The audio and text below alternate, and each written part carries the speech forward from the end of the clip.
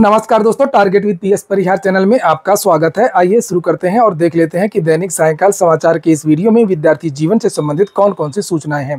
तो वीडियो को जल्दी से लाइक कर दें, शेयर कर दें। जिन छात्रों ने चैनल को अभी भी सब्सक्राइब न किया हो तो जल्दी से सब्सक्राइब कर लें ताकि आप लोगों को इसी प्रकार की ऑथेंटिक अपडेट से सबसे पहले मिलती रहे। आगे बढ़ने से पहले एक सूचना है उन विद्यार्थियों के लिए जो विद्यार्थी उत्तर प्रदेश दरोगा भर्ती की तैयारी कर रहे हैं। वे सभी अभ्यर्थी चक्षु प्रकाशन की इस बेस्ट बुक को ले सकते हैं। यूपीएसआई में जो मूल विधि और संविधान का पोर्शन होता है उसकी ये यहाँ पर बेस्ट बुक जिससे आप लोग यहाँ पर देख रहे हैं। चक्षु प्रकाशन की इस बेस्ट बुक में आप लोग देख सकते हैं सारा का सारा जो सिलेबस है वो कवर किया गया है। जैसे मूल विधि का भौतिक ज्ञान, आत्मरक्षा का अधिकार, भारतीय दंड संहिता 1860, भारत में दंड प्रक्रिया विधि का उद्भव एवं विकास, सारी सब कुछ चीजें जो है वो दी गई हैं। ये देखिए पूरे का पूरा स्टडी मटेरियल दिया गया और उसके बाद में इससे संबंधित आपको प्रश्न भी देखने को मिलेंगे। चक्षु प्रकाशन की ये बेस्ट बुक आप लोगों को सभी कॉपी किताबों की दुकानों में मिल जाएगी और अगर आप लोग ऑनलाइन मंगवाना चाहते हैं तो उसकी लिंक मैंने डिस्क्रिप्शन बॉक्स और कमेंट बॉक्स दोनों जगह उपलब्ध करा दी है। यूपीएसआई की चक्षु प्रकाशन की और भी पुस्तकें आती हैं। जैसे आप लोग यहाँ पर ये प्रैक्टिस सेट की बुक देख सकते हैं जिसमें आप लोगों को 15 प्रैक्टिस सेट मिलेंगे और पिछली भर्ती के 4 सॉल्व पेपर भी आपको इसी पुस्तक में मिल जाएंगे। इसी तरीके से इनकी सॉल्व पेपर की, केवल सॉल्व पेपर की भी एक अलग से बुक आती है जिसमें 15 सॉल्व पेपर मिलेंगे और 2000 से ज्यादा बहुविकल्पी प्रश्न मिलेंगे। सभी की विस्तृत व्याख्या आपको देखने को मिल जाएगी। मूल विधि के बारे में तो मैंने अभी आपको बता ही दिया और इनकी एक स्टडी गाइड भी आती है जिसमें पूरा का पूरा स्टडी मटेरियल कवर किया गया है। इसकी भी लिंक मैंने डिस्क्रिप्शन बॉक्स और कमेंट बॉक्स में उपलब्ध करा दी है। आप लोग जाकर के इसको भी ऑनलाइन मंगवा सकते हैं। शुरू करते हैं और बात करते हैं सबसे पहले टीईटी की। टीईटी को लेकर के सुप्रीम कोर्ट ने आज अपना फैसला सुना दिया है। मामला पदोन्नति का था और ये ऐतिहासिक फैसला है। इसका प्रभाव पूरे देश पर पड़ेगा। मैं थोड़ा सा संक्षिप्त में बता दूं पहले कि क्या फैसला था। हालांकि इसको लेकर के मैं वीडियो पहले ही बना चुका हूं और सबसे बड़ी बात यह है कि इसमें बहुत सारे विद्यार्थी एलटी ग्रेड की जो वैकेंसी है, जो टेट का मामला चल रहा है, उसको लेकर के बहुत सारे विद्यार्थी कमेंट कर रहे हैं कि क्या इस ऑर्डर का एलटी ग्रेड की भर्ती में कोई प्रभाव पड़ेगा।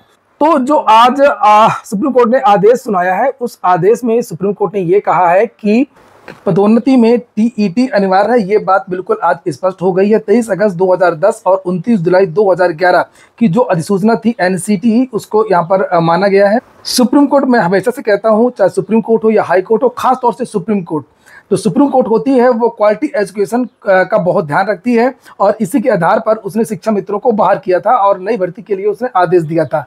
सुप्रीम कोर्ट ने आज ये भी कहा कि आरटीई अधिनियम 2009 का उद्देश्य केवल नियुक्ति के लिए नहीं है, ये पदोन्नति की प्रक्रिया पर भी लागू होगा। तो सुप्रीम कोर्ट ने आज ये कहा है कि चाहे पहले के नियुक्त शिक्षक हो या बाद के नियुक्त शिक्षक हो, सभी को प्रमोशन अगर उनको लेना है तो उनको टीईटी करना होगा। और उन शिक्षकों को छूट दिया है जिनकी सेवा 5 साल से कम बची है, जिनकी नियुक्ति कई दशकों पहले हुई थी, जो बहुत पुराने शिक्षक हैं। केवल ऐसे शिक्षकों को पदोन्नति में भी छूट दी गई है और वैसे भी उनको छूट दी गई है। उनको टेट की आवश्यकता नहीं है। लेकिन उन शिक्षकों के लिए खतरे की घंटी है जिनकी सेवा 5 साल से ज़्यादा की बची है। ऐसे शिक्षकों को एक मौका दिया गया है। 2 साल के अंदर इनको टेट करना होगा। अगर ये 2 साल के अंदर ये टेट नहीं कर पाते हैं पुराने शिक्षक, तब इनके लिए खतरा है। और तो इससे होगा क्या? होगा अब ये कि पदोन्नति की जो प्रक्रिया वो रुक जाएगी। नंबर 1, अब पदोन्नति इसलिए ज़्यादा नहीं हो पाएगी क्योंकि ज़्यादा शिक्षक टेट पास नहीं है और सरकार ने 2014 में बहुत सारा प्रमोशन किया था, 14-15 में, और वो जो शिक्षक थे वो टीटी पास नहीं थे। दूसरा ये प्रभाव हो सकता है कि अब जो टीटी का नोटिफिकेशन नहीं आया है उत्तर प्रदेश में, बहुत सारे ऐसे राज्य हैं जहाँ पर नियमित टीटी नहीं आता है, तो ये भी इसको लेकर के भी कोई गाइडलाइन जारी हो सकती है आगे चल करके। यानी जो राज्य है, कोई राज्य तो 4-4, 5-5 साल से टीटी नहीं हुआ है। झारखंड वगैरह में बहुत कम टीटी होता है, तो अब नियमित टेट भी हो सकता है। और अब हम बात करते हैं टेट की अनिवार्यता का। सुप्रीम कोर्ट का जो निर्णय आज आया है उसका एलटी ग्रेड पर क्या प्रभाव पड़ेगा। एलटी ग्रेड से कोई लेना देना नहीं है आज के आर्डर का। एलटी ग्रेड से आज के आर्डर का कोई भी लेना देना नहीं है। और ये मामला प्रमोशन का था। जो शिक्षक प्राइमरी से जिनका प्रमोशन हो रहा था जूनियर में, या प्राइमरी से जिनका प्रमोशन हो रहा था हेड मास्टर में, ये केवल उनके लिए ऑर्डर था। अब एलटी का क्या मामला है, ये तो एनसीटीई पहले ही स्पष्ट कर चुकी है कि 6 to 8 में टेट अनिवार्य रहेगा।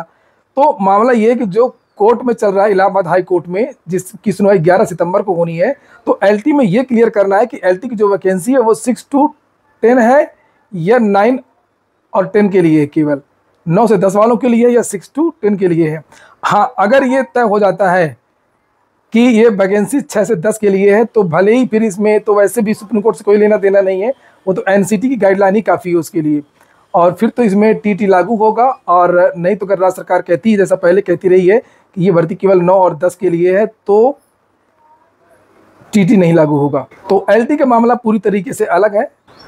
अब हम बात करते हैं टेट नोटिफिकेशन की, पहले बात कर लेते हैं। तो टीईटी का नोटिफिकेशन में बहुत सारी जो चीज़ें हैं वो वायरल हो रही थी कि इसी महीने सितंबर के महीने में इसका विज्ञापन जारी हो जाएगा, ये है वो है।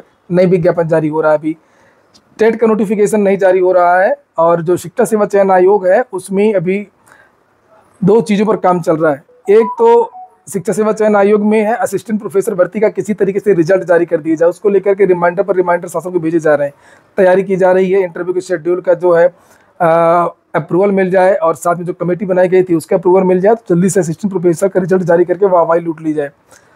और दूसरा है टीजीटी पीजीटी का एग्जाम सेंटर, खासतौर से पीजीटी का जो एग्जाम अक्टूबर के महीने में होने जा रहा है, उसके एग्जाम सेंटर को लेकर के भी तैयारियां चल रही हैं कि भर्ती में कोई गड़बड़ी ना हो। असिस्टेंट प्रोफेसर भर्ती में गड़बड़ी हो चुकी है, इसमें कोई भी विवाद ना हो। तो अभी इस पर काम चल रहा है, इस पर बहुत ज़्यादा काम नहीं चल रहा है टेट पर।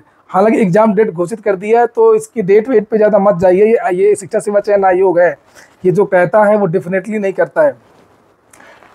डेट तो इसने जनवरी की घोषित कर दी है कि हम टीटी की परीक्षा करा लेंगे, लेकिन अब कुछ नहीं कह सकते। फिलहाल तो इस महीने विज्ञापन नहीं जारी हो रहा है।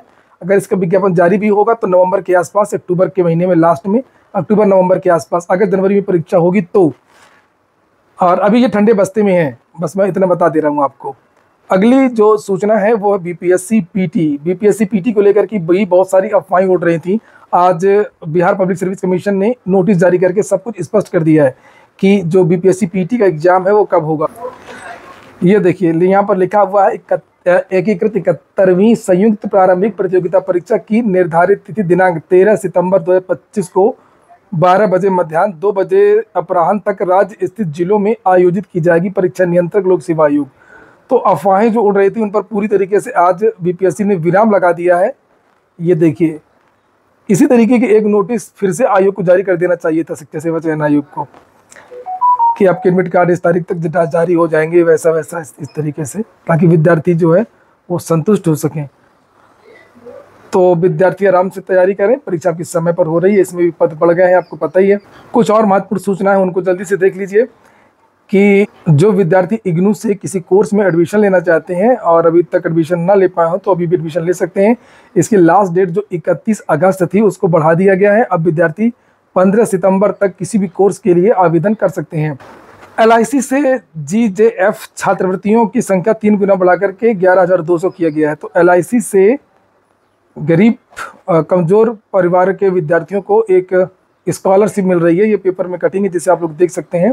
लेकिन एलआईसी गोल्डन जुबली फाउंडेशन उन विद्यार्थियों के लिए अखिल भारतीय आधार पर छात्रवृत्ति की शर्त घोषणा करता है जिन्होंने शैक्षणिक सत्र 22-23, 23-24, 24-25 में कम से कम 60% नंबर पाए हों, सीजीपीए ग्रेड के साथ 10वीं 12वीं डिप्लोमा या समकक्ष परीक्षा उत्तीर्ण की हो और 2025-26 में एडमिशन ले लिया हो।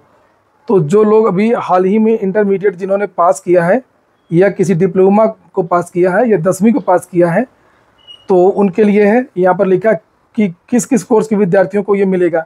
लिखा है कि चिकित्सा क्षेत्र में एडमिशन लिया हो, अभियंत्रण इंजीनियरिंग में, किसी भी क्षेत्र में, किसी अन्य विषय में भी है, डिप्लोमा का पाठ्यक्रम या एकीकृत पाठ्यक्रम, और दूसरा सरकारी मान्यता प्राप्त महाविद्यालय संस्थानों के माध्यम से व्यावसायिक पाठ्यक्रम या औद्योगिक आईटीआई या आपने आईटीआई में एडमिशन लिया हो। और लड़कियों के लिए कुछ खास यहाँ पर छात्रवृत्तियाँ हैं। 10+2 पैटर्न के अंतर्गत कक्षा 11 या इंटरमीडिएट, 10वीं के बाद 2 वर्ष के लिए किसी भी क्षेत्र में डिप्लोमा के पाठ्यक्रम, ऑनलाइन आवेदन, अनुपात्रता योजना, विस्तृत जानकारी एलआईसी इंडिया में दी गई है। इसकी लास्ट डेट याद रखिएगा 22 सितंबर है। चलिए अब हम बात कर लेते हैं यूपी SSSC की भर्तियों की। तो बहुत सारे विद्यार्थी पूछ भी रहे थे, हालांकि इसको लेकर के मैंने कल भी वीडियो बनाया था। कुछ भर्तियों के बारे में मैंने कल भी जानकारी दी थी और कुछ भर्तियों की और जानकारी दे देता हूं। जैसे एक छोटी भर्ती हुई थी जूनियर असिस्टेंट की, उसका रिजल्ट आपको इसी महीने देखने को मिल सकता है। और फूड एनालिस्ट का रिजल्ट देखने को मिल सकता है। होम्योपैथी के बारे में मैंने कल भी बताया था, फूड एनालिस्ट के बारे में भी मैंने कल बताया था। मंडी सचिव का भी रिजल्ट जारी हो सकता है। अकाउंटेंट 1828 वाला भी रिजल्ट इसी महीने जारी हो सकता है। और जूनियर असिस्टेंट 5512 में भी टाइम लगेगा और वीपीओ का जो रिजल्ट है उसमें भी टाइम लगेगा। उसके बारे में कुछ भी कहना अभी जल्दबाजी होगी। आज के वीडियो में इतना ही। पूरा वीडियो सुनने के लिए बहुत बहुत धन्यवाद।